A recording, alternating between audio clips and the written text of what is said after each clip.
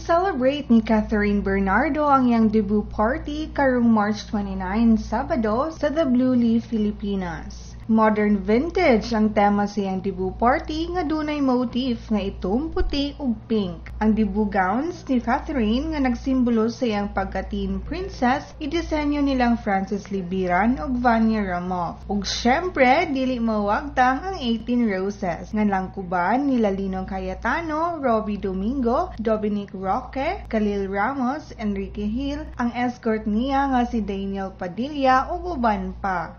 Samtang ang 18 candles sila si Miles Ocampo, Julia Montes, Derek Cathy Garcia Molina, Gretchen Barreto, Chris Aquino, ug lain pang sikat nga mga artista.